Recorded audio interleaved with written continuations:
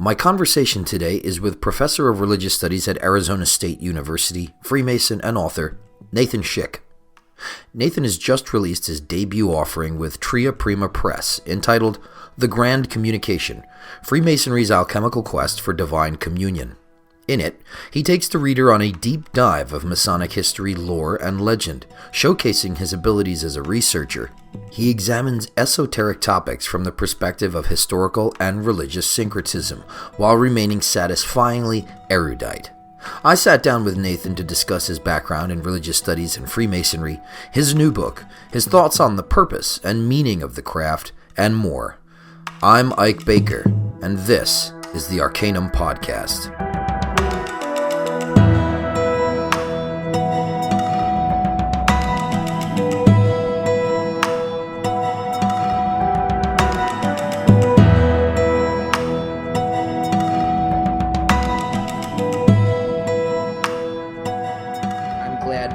That you're on the scene. But for people that are listening to this podcast, why don't you tell us a little bit about your background and yourself? Because this is the first time you and I are actually meeting too. Yeah. Well, first of all, thanks for having me on the Arcanum podcast. I've been following your podcast and work for a while. A lot of great presentations and guest interviews. And so I'm really glad to be able to have a talk with you tonight, a little bit about my own work and my background and how I've gotten involved with some of the writing and presentations of some of these different things.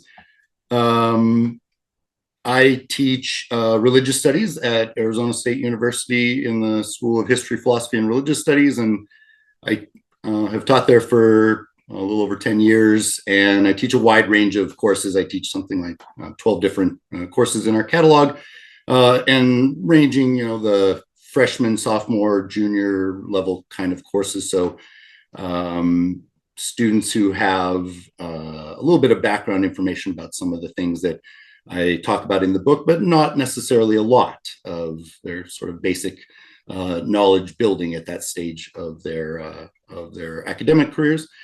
And I've also been a Freemason since 2017.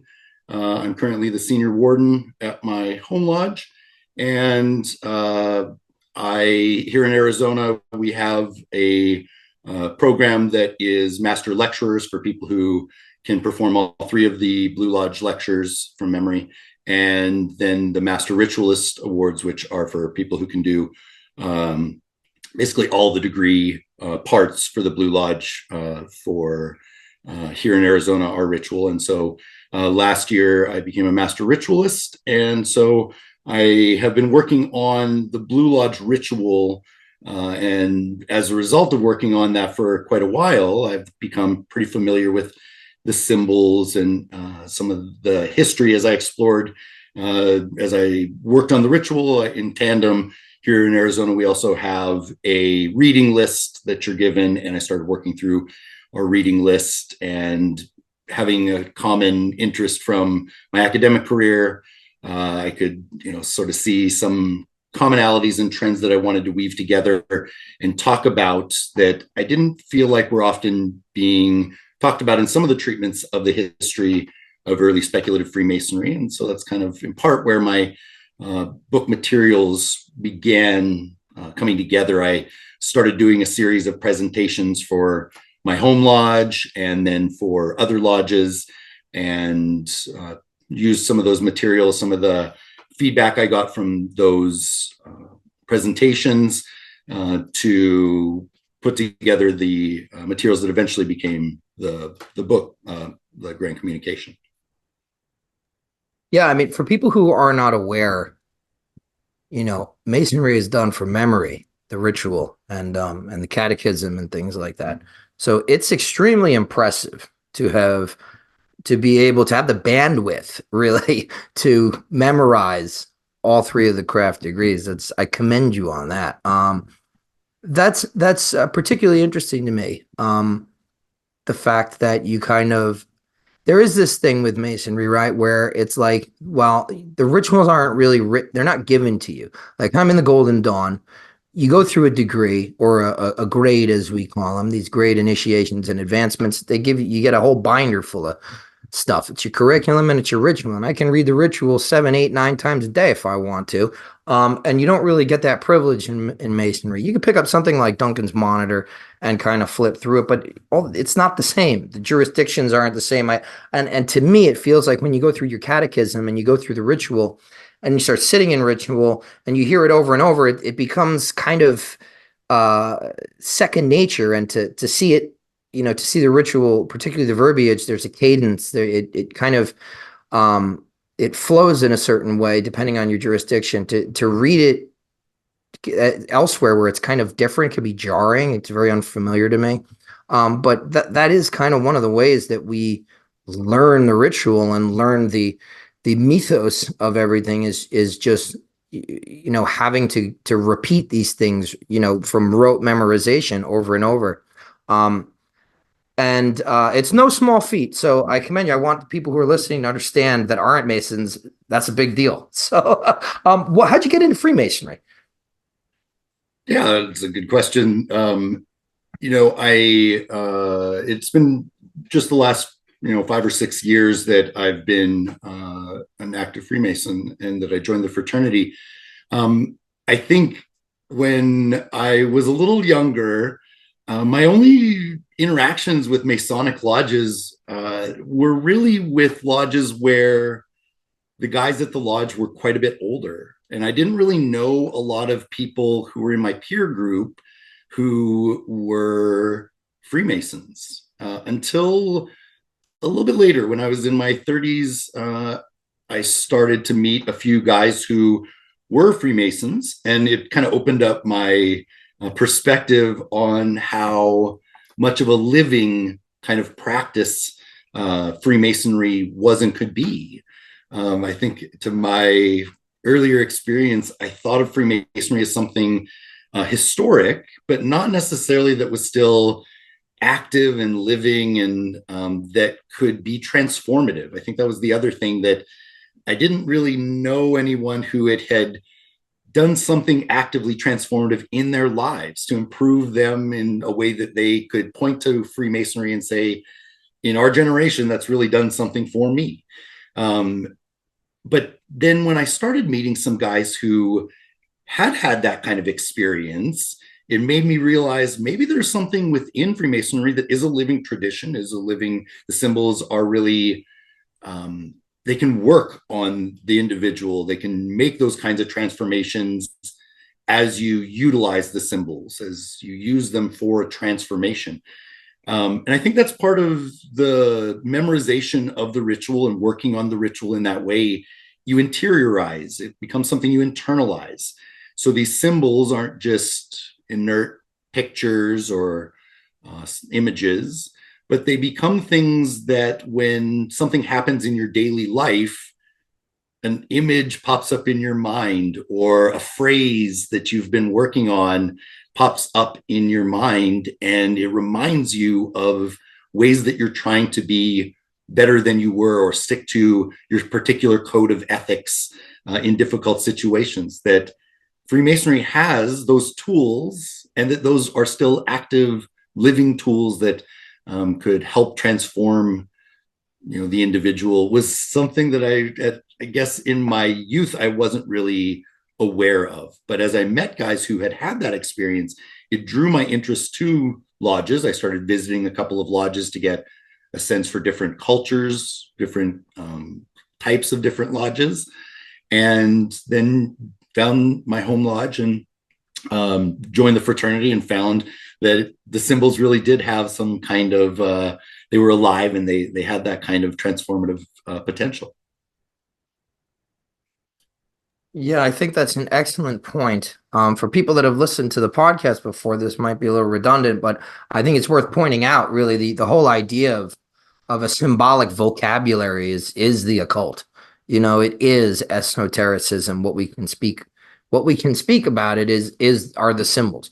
And they come with their attendant commentary. But at the end of the day, that symbol is going to do its thing regardless. And there are many different ways of thinking about that.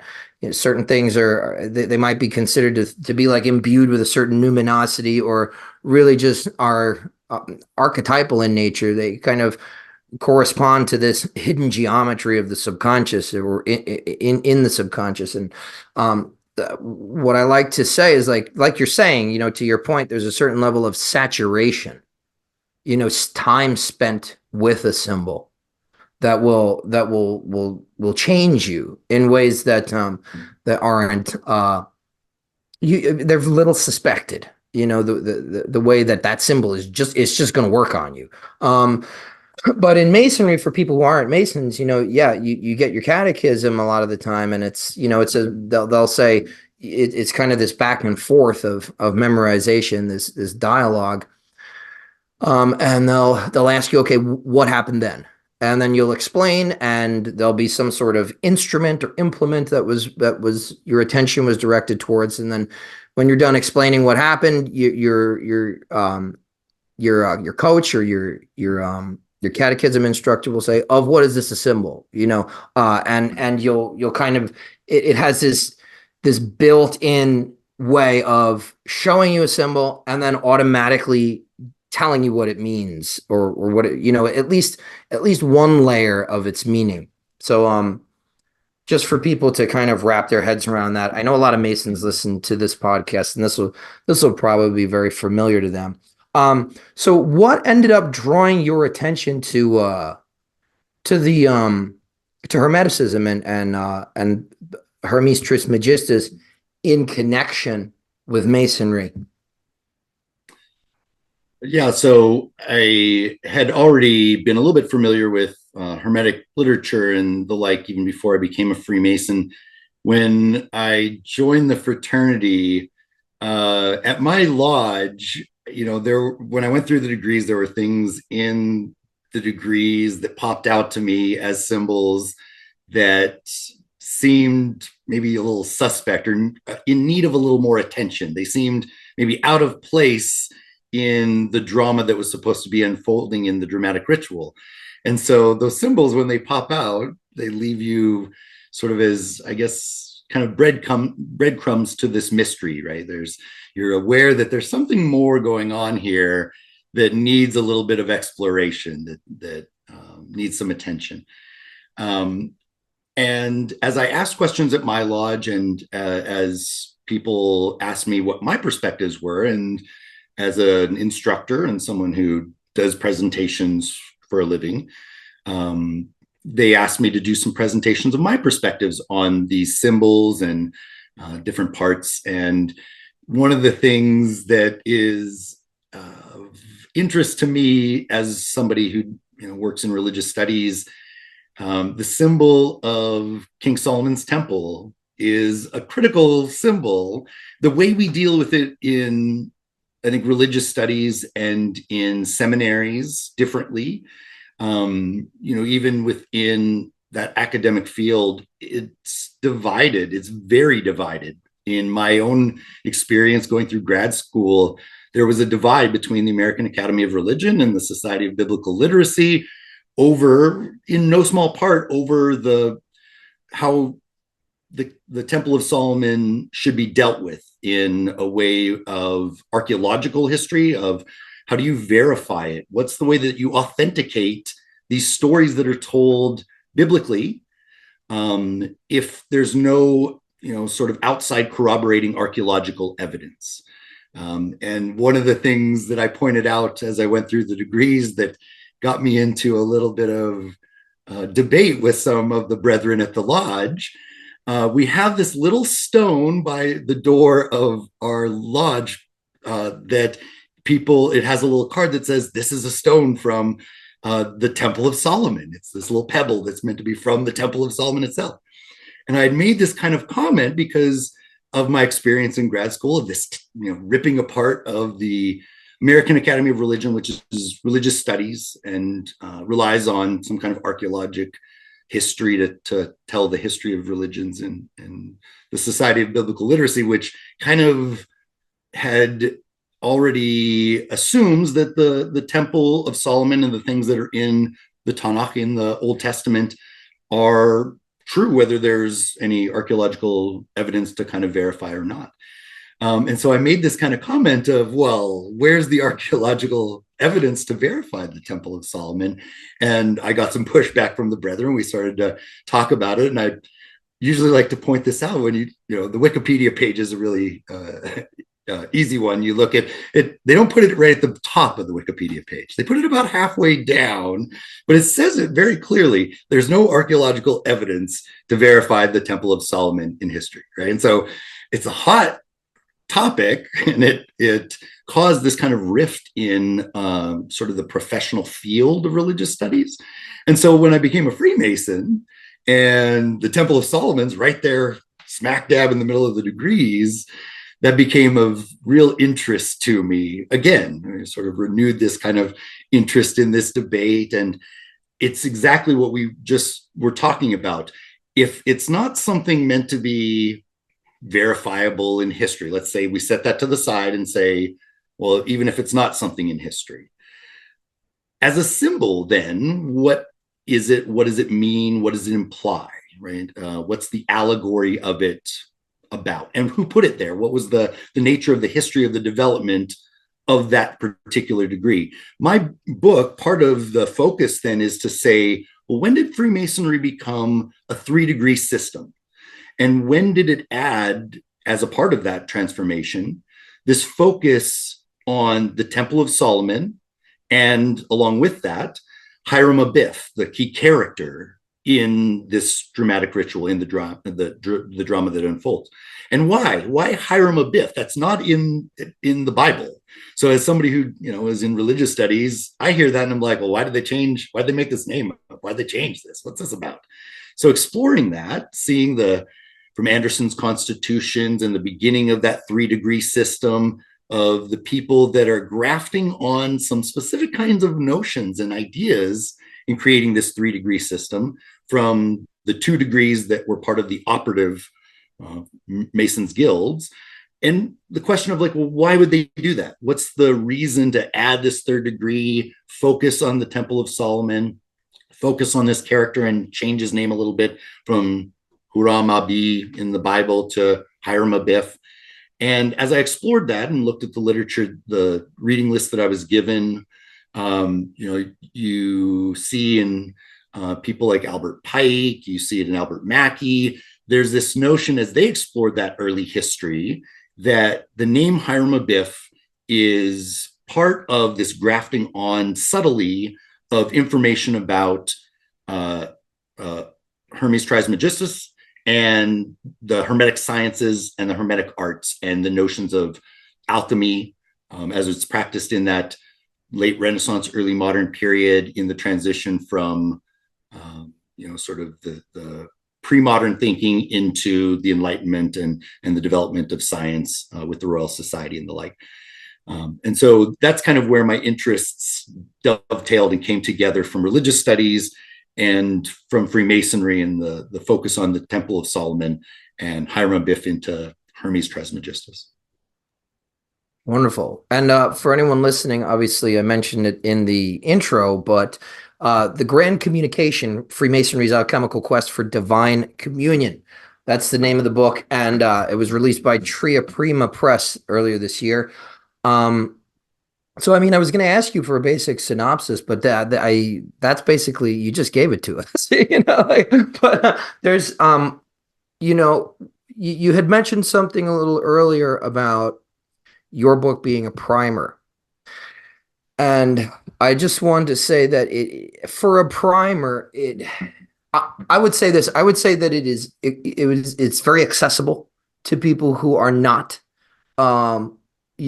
academics or steeped in occult literature, because there's this very, archaic sort of fanciful language that comes with a lot of occult literature. It's just kind of this vestigial thing from the 1800s, early 1900s. But your book is very clear. It's very concise. There's a good amount of humor in it, and it's extremely accessible. And in that way, I find it to be a primer. But the sort of breadth and scope of history that is covered is very impressive. I would say that it's still a very, you're going to learn a lot from it if you're new to this stuff.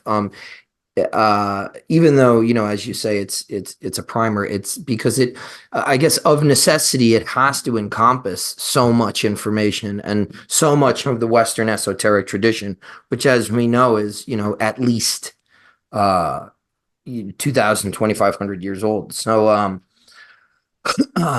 you know, I found the book also to be particularly biblically erudite. Obviously, that's a display of your years as a professor of religion. You know, where do you think one of the things that struck me, right? We talk a lot about the Mason word and the lost word and the substitution of Yod He Vav He, Yehovah, the Tetragrammaton. Where do you think that Christ as Logos, let's say from the Johannine prologue, in the beginning was the word became flesh. That's something that a few brothers and myself have kind of tossed around in our heads. I'm curious to get your thoughts on that. Well, so I guess the biblical stuff that I drew from in the Grand Communication in my book is all from the Tanakh. It's all Old Testament. Right. And that's fairly intentional. Partly, I think what I am focusing on there, and it's, in the title, the Grand Communication, in contemporary religious studies, even as I talked about it earlier, it doesn't always fit so neatly in modern academia, in universities, in the same way as some other disciplines, in part because the focus is religion. It's focusing on something that's unseen. Mm-hmm. And when we talk about the idea of revelation, specifically today in contemporary times, of revealing from the unseen, some communication that you should listen to, that you should change your attitudes or behaviors because you've communed with something unseen. The question of, is that still possible, or is that something just from the past? That's maybe one starting kind of question. And then other questions that, arise from that notion of, is revelation still possible? Or is it just, if you start hearing a voice, that's onset of madness and schizophrenia, and you should maybe go have a chat with somebody and that kind of thing. So partly I think that's the humor in the book, is to, when students come into my class that are especially traditional students in that 18 to 22 range, and we talk about some of these deep problems and potentially transformative kinds of experiences. Religious studies in the university isn't teaching how to do religion, how to do different techniques or rituals or the like. It's teaching, different methodologies, history, and that kinds of stuff. So that's different in that sense. And yet, when we look at some of those biblical stories, especially the ones I draw from, Adam and Eve and Moses and the bush and the writing on the wall, some of these time periods where there's communication with something unseen that takes place. And the biblical narratives give us some kind of sketch of what is that like? What's it like to commune with something and be able to have some kind of authenticity? You can authenticate that it's not just the voices in your head. It's not you descending into madness, but it's an actual, verifiable, authentic communion with something more. And then, I guess the intertwining with Freemasonry's, even from the operative guild system, had this kind of encryption, decryption technique of handshakes and words, the Mason's word and the like, to be able to encrypt and then decrypt through the Mason cipher and other systems, to be able to communicate with one another at a distance even. And, so then the notion of that as a kind of allegory for being able to verify, authenticate communion with something unseen becomes, I think, a really elegant sort of notion in the ritual within Freemasonry. So then I think the way that Freemasonry kind of has that in the biblical material that I try to draw from, showing something about this communion of like, what is the way by which we have that kind of communion, can authenticate it with some kind of method, even though, you know, in religious studies, that's one thing. What we're talking about here is something a little bit different, right? It's the actual communion and how you authenticate it for oneself. So when we talk about the name of God, and especially within Masonic ritual, the sort of notion of the secret name of God, and then when that's communicated as a way to authenticate, it being sort of maybe similar to the Mason's word in a more general sense of that communion one might have when they approach the altar of their own temple, right? Yeah, there's a lot I can kind of go off with there. Particularly what strikes me is this idea of authenticating the those experiences. And you know,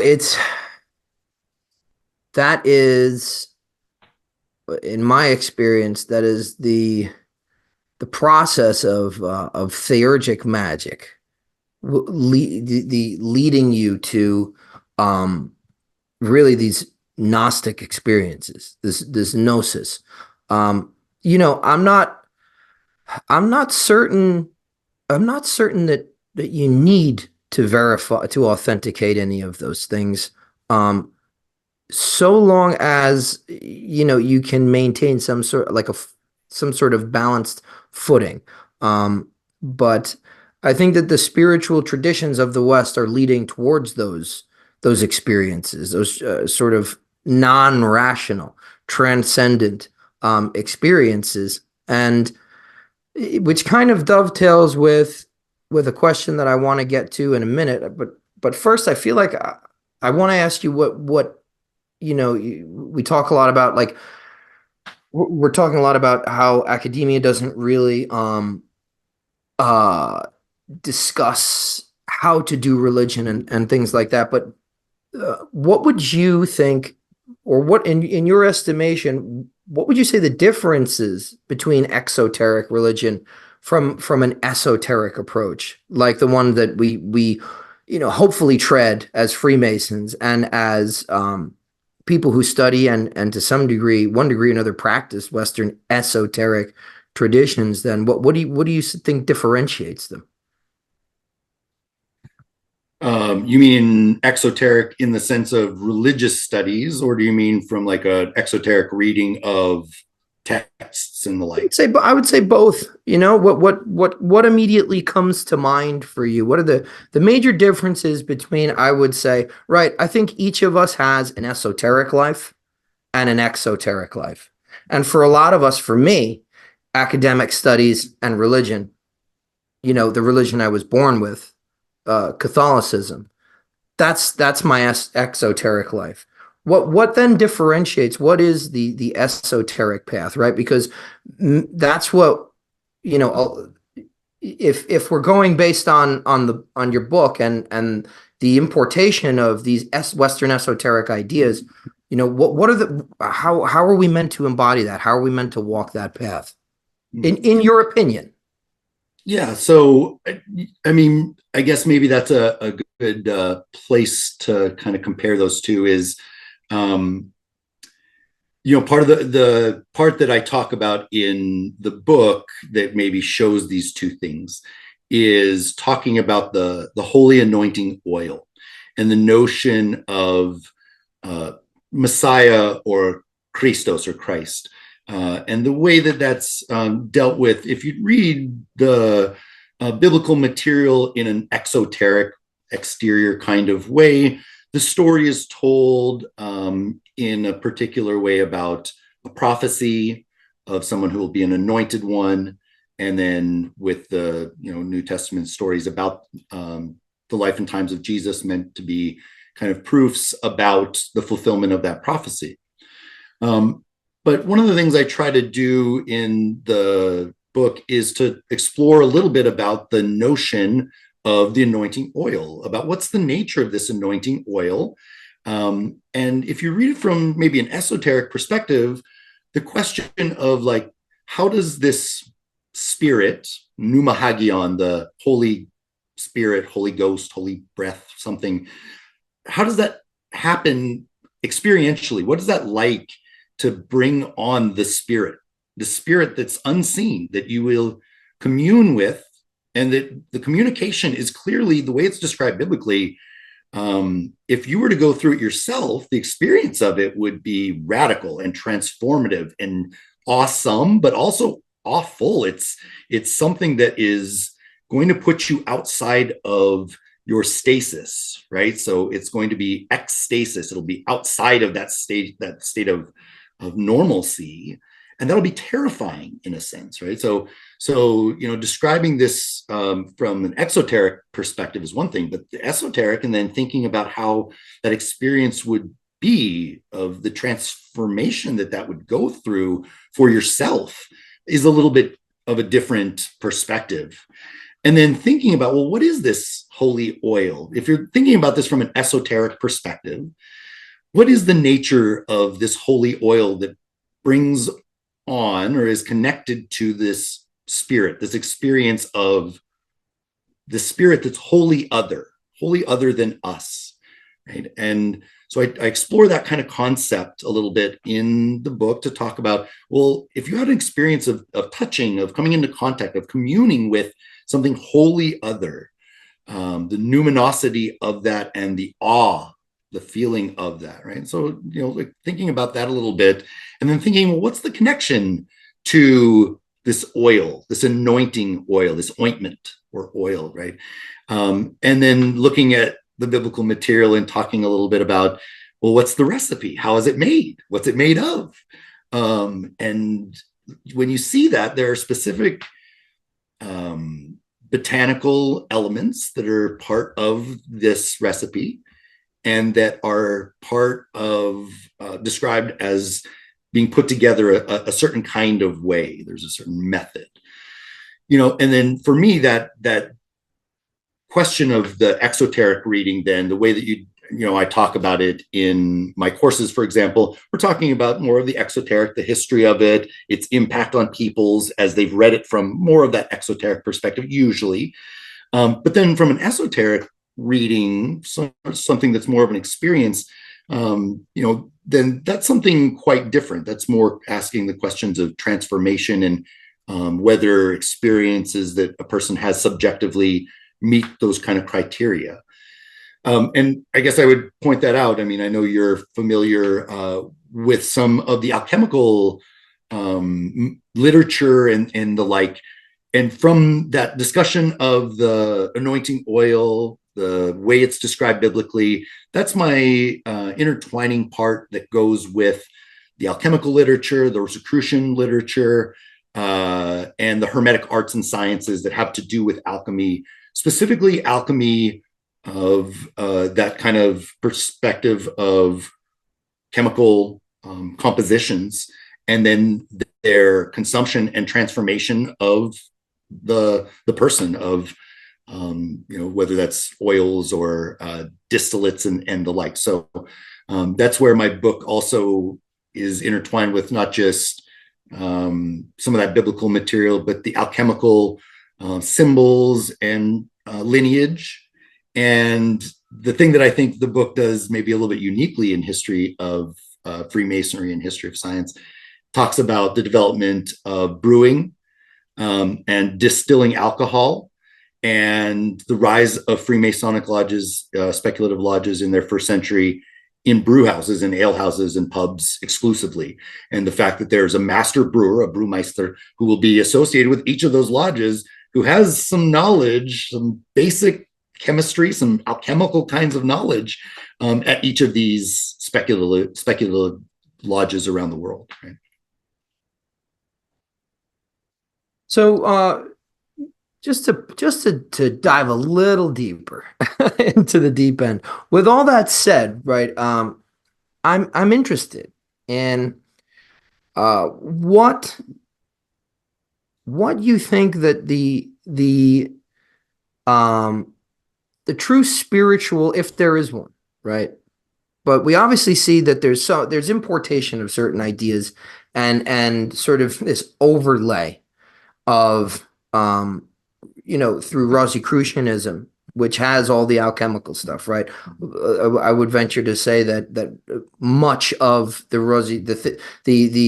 literature attributed to Rosicrucians during the Rosicrucian movement, especially the earlier first maybe 200 years, it's almost exclusively alchemical in nature. It's got all these diagrams. It follows these alchemical formulae, and that's based on Hermeticism. So it kind of brings its way into masonry, and whether that's grafted on or whether it's organically a part of the DNA as it goes through this process. But in the big picture, what do you think that the spiritual impetus behind Freemasonry is? Now, I know it's right there in your book's title, right? It says divine communion. But, based on all the evidence you've compiled, and I'm sure, right, all the research that you did, quite a bit of it had to be left out of necessity. The trajectory of Masonic initiation, what is that really claiming or intending to affect? Divine communion, is it kenosis? Is it just personal transformation like we were talking about in the beginning? What's the, I guess, raison d'être for Masonry as you conceive it from not only an historical level, not only a practitioner level, but somebody who is intimately familiar with and studies, analyzes religion? Yeah, so there's a lot there, I guess. Yeah. So I guess the first part, I really like the notion of the word authenticity and authenticate, that sense of alchemical gold, right? What's the difference between something that's authentic and just, sort of the madness of the mind or whatever? When you look at that early alchemical period, the period with the Rosicrucians, I guess, especially, I traced a little bit of the lineage there of early Freemasonry, and talk about the life of John Dee, the life of Elias Ashmole, and then the beginning of speculative Freemasonry. Those all happen within basically, those are 3 generations in a row. And when you look at, say, I love the notion of, with Kunrath's laboratory, the famous image that I'd been teaching about the ora et labora for years without really flipping the words around so that it's labor and oratory. But the ora et labora had been, it's a long-standing writing in Christianity, but flipping those around and thinking of that as like the labor or work, and then the oratory. There's some kind of music or words that we can say that will inspire a certain kind of feeling or environment, a setting, right? And then the actual chemicals bringing on a state of mind, a mindset. So you have then, hopefully the dosage, right? The setting and the mindset, the setting and dosage, sort of Tim Leary's kind of formula, right? But you have this in this time period of the Rosicrucians, pre-science, sort of the scientific method. And yet when you think of like, well, what, first of all, I guess with the Freemasonic practices of today, if you're actually trying to do some of the alchemical practices, what's, I guess, in part the labor? What is the work that you have to do for your mindset, that such that you have a scaffolding in place that helps you to know how you go from the profane to the sacred? You divide off those things, how you guard between the division between those things, how you properly approach the altar of the temple, of your own temple, the internal. What's the method that you're taught in Freemasonry? There's very specific steps that are taught as kind of a general scaffolding. Now, no matter whatever your other religious or philosophical perspectives might be, that's sort of a really general scaffolding that's given even to this day as a part of Blue Lodge speculative Freemasonry. So that's something that's very actual. It's something you can utilize. Once you have that scaffolding in place, once you've internalized that, then other things that might happen, other transformations fit within at least that scaffolding. You have that as a kind of map. But then looking back to that early period of what, sort of the impetus was, why did they think that grafting on these Hermetic symbols and the notion of the Hermetic sciences into speculative Masonry, why did so many people think it was authentic, that there was something real to the communion that some were experiencing based on these methods and the like? When you look at the life of John Dee, and I guess in part what's interesting to me is these are people on the cusp of the modern world, and they're writing in English. And so this isn't something archaic and necessarily in the distant past. As an English speaker, you can approach them. You can read the text directly and see what these guys were writing about, what they say. And these are not, people who are writing just off the cuff. These are brilliant thinkers. I mean, Dee at the time is one of the most brilliant people in the world. He writes the English translation of Euclid's Elements, the preface to it. That's what makes him famous. So when we think of geometry and its connection to Freemasonry, Euclid's Elements and then the introduction by John Dee should be something that we look to almost immediately as Freemasons. Dee has an experience, and he has an experience later in life, a series of these experiences in which he's confident he's having communion with angelic entities, something unseen. Now, this is no mere fool. This is a guy who is very intimate with mathematics and with writing encryption and decryption, so much so that his method and his interaction with Edward Kelly, the guy that he's working with as his scryer, there's a really difficult question, even for us as in modern history. Is it really possible that Edward Kelly could have tricked John Dee with his visions or something like that? That's a really difficult kind of concept. Maybe he was that level of charlatan, but it's really difficult to imagine because of the sophistication of this kind of encryption that's involved with Dee's Enochian angelic system. And when you see what he writes about the chemical specifically, that he writes in Latin after he's had these kinds of experiences in his diary twice, that he's had a transformation, and it's nothing small. It's the big thing. It's the big deal.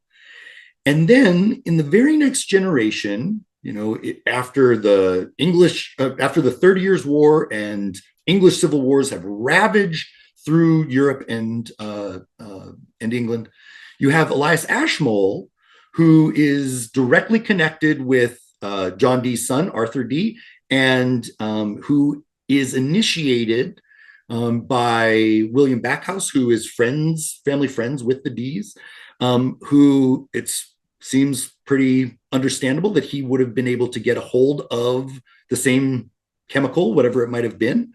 And Ashmole writes that when he has that initiatory experience, whatever it is, it's transformative. It changes him in the big way, the deep way.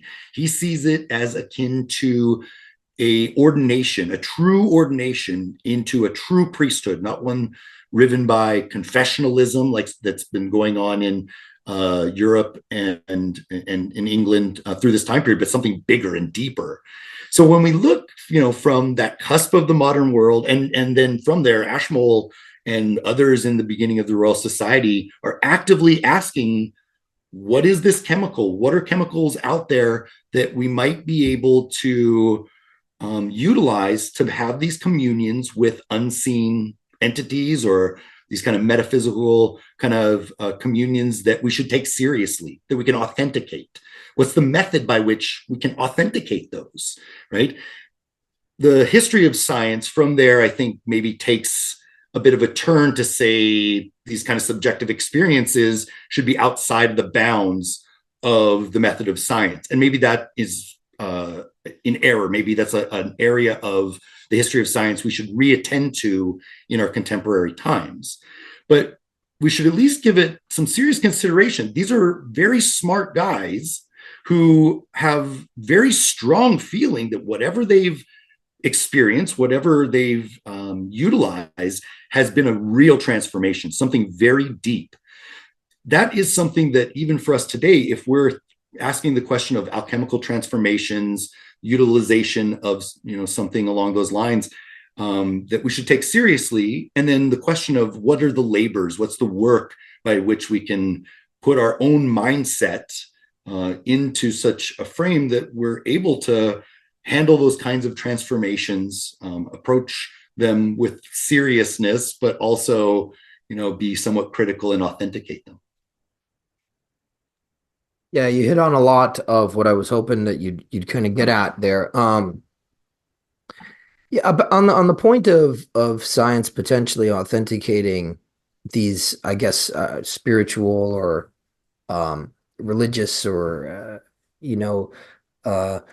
Gnostic experiences, I tend to think that science has got to change in a drastic way, like a dramatic overhaul of something in order to, and it necessarily can't at this point. I liken it to trying to put toddler clothes on a grown person. It's not. It's these things I think are the experiences themselves, not what generates them, and not kind of the quote unquote science of spirit. These as you're saying, these scaffolding and I guess symbols and systems that lead us there, but the actual events themselves. I'm and that's kind of my idea earlier about it not mattering if you can authenticate the actual experience. And I think that there's this strict admonition to secrecy in a lot of esoteric orders. There's one in Masonry. There's obviously one in the Golden Dawn. For as much as I have said publicly, there's probably twice as more I haven't. And part of that I think is because you have to learn you have to learn to be able to not be able to say something.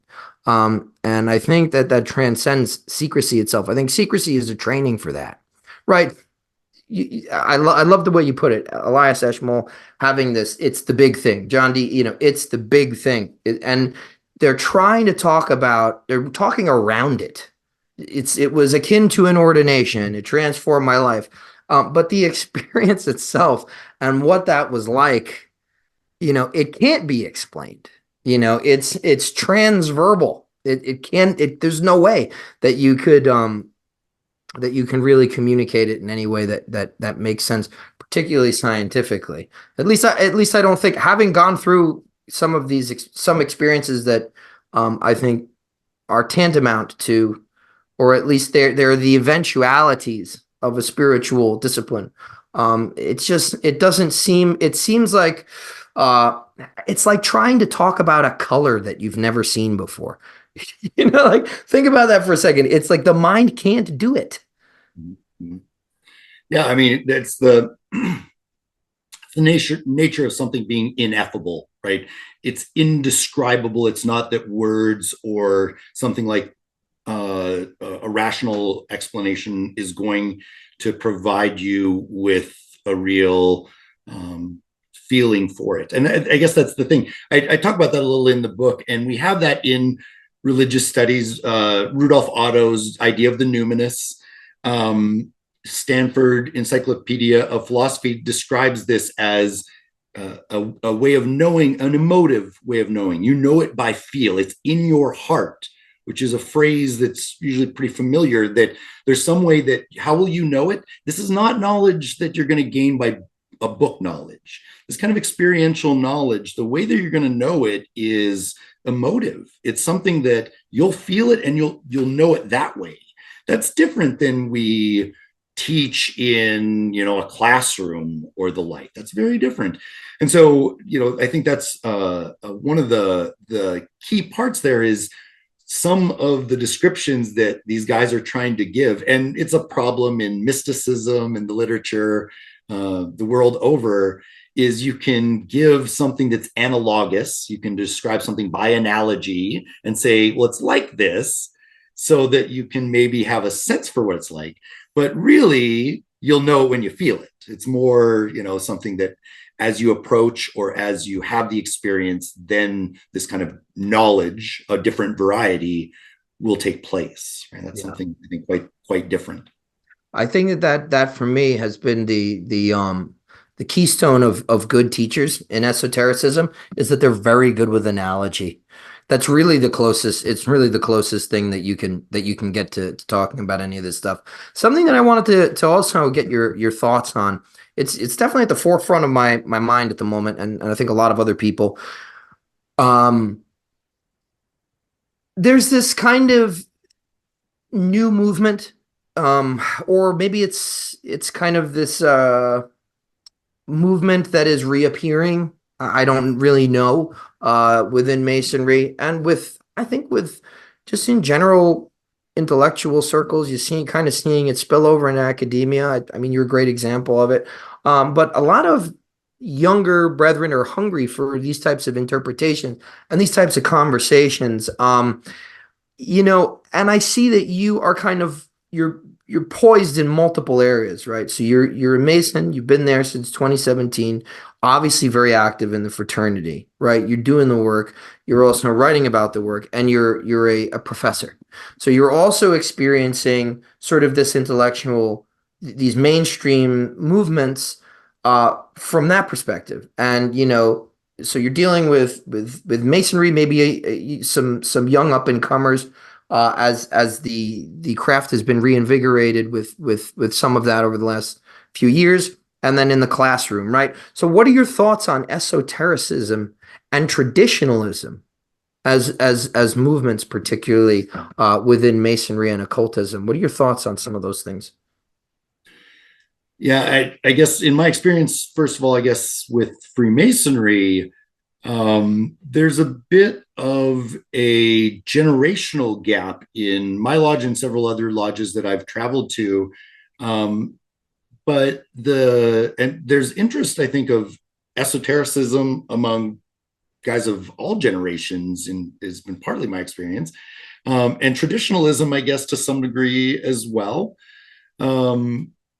But I think that there is an interest in the subjects. There's a lot of a kind of hunger among a certain element within Freemasonry, but also within my classrooms.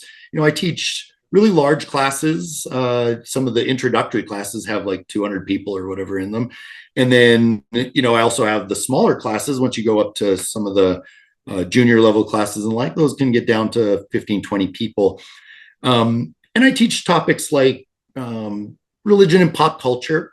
That's maybe a really good example of one of the courses where, I guess in our somewhat critique of science, one of the ways of our institutions in our culture and the worldview is one in which there is a universe that is disenchanted. There's no enchantment. There's the mystery of the universe is sort of left to objective, observational, hard science kind of methods.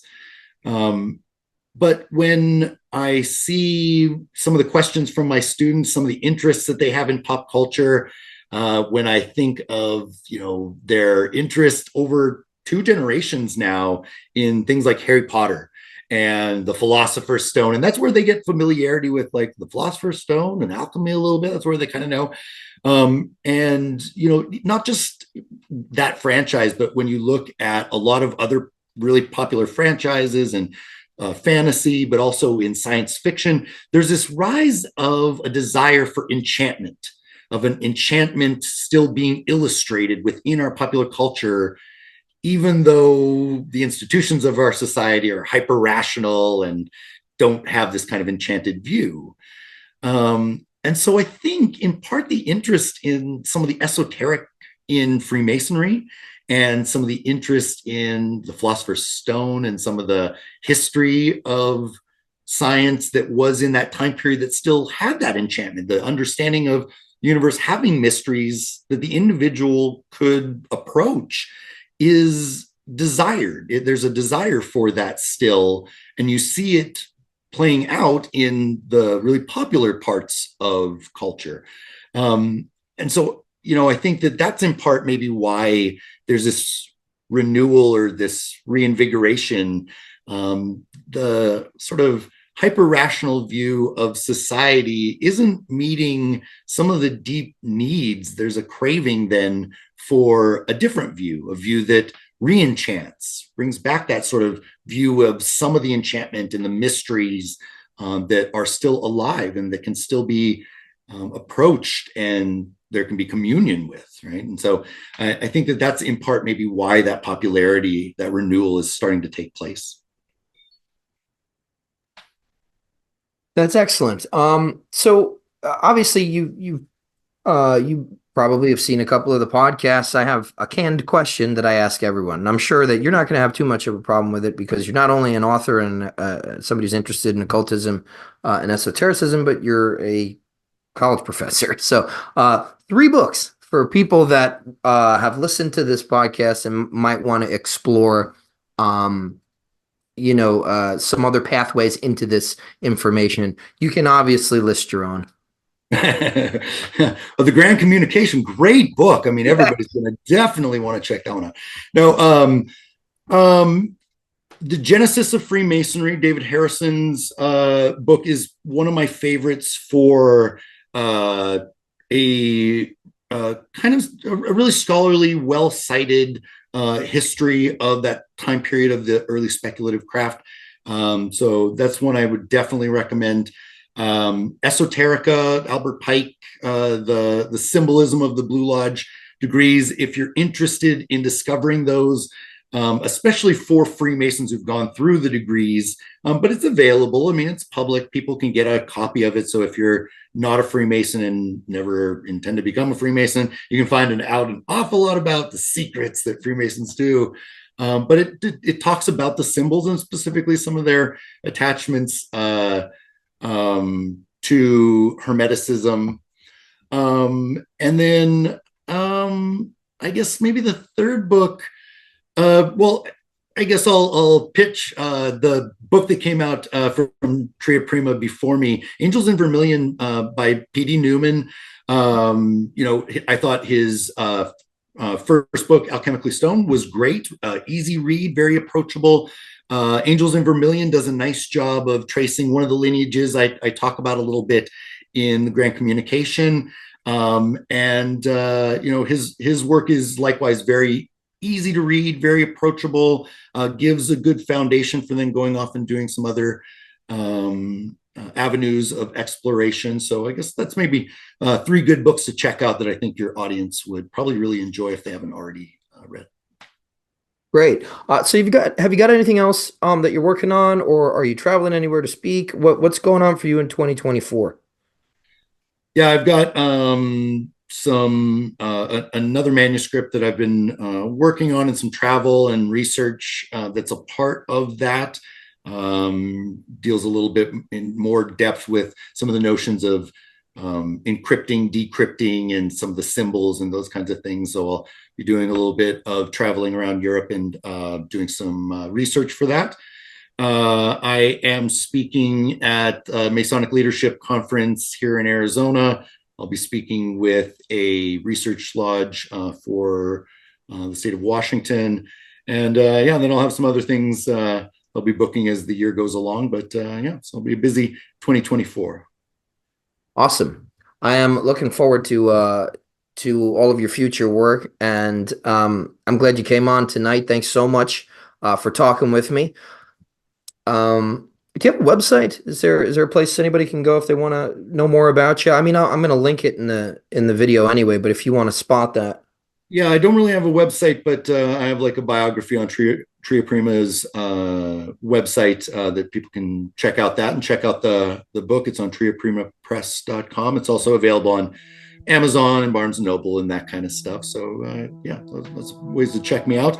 I've really appreciated you having me on the show and having a little conversation. And I'm also really looking forward to your book coming out with Tria Prima in a few months. So definitely be looking forward to it.